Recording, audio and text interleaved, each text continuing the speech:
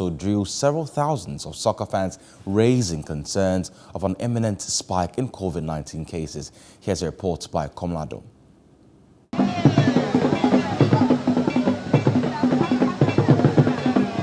Videos from the funeral rites of a late former General Secretary of the NPP, Kwadwo Owusu-Afriyie, has flooded social media and incurred the wrath of many. The videos show politicians and high government officials totally disregarding COVID protocols, not wearing masks, failure to observe social distancing protocols, and all of these people crammed up in one place just to send off one of their own. That has received widespread condemnation. This is a classic example of how shameless, hypocrites our leaders are. And when you look at the videos, not even up to 10 people were wearing nose masks. Now, me say any time na pandemic na strike. And now pandemic no ya chine di na to prison. The Ghana Medical Association and Occupy Ghana have called for investigation and prosecution of organizers of a super spreader.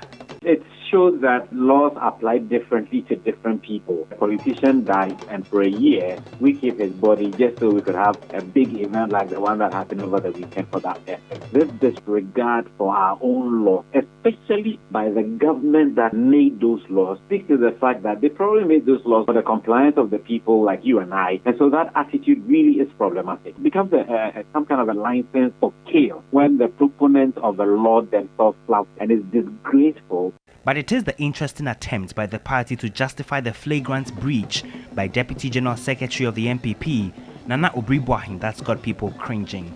I disagree. If you fail to comply with COVID-19 protocol, the individual is answerable. This is not a situation where a group of people could be held jointly and severally liable. Yesterday, a crowd of folk played a Great Olympics. People trooped in. People even broke the gate. Why are we not also commenting about that one? The president observed the protocol. Vice did. Asiadu Ketia observed the protocol. So why do you put the blame on the New Patriotic Party and the government?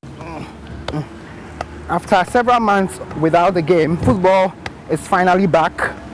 But scenes from yesterday's game involving Accra Hearts of Oak and Great Olympics has generated a lot of conversation because hordes of supporters were crammed up in the stadium, raising concerns about the disregard for COVID protocols.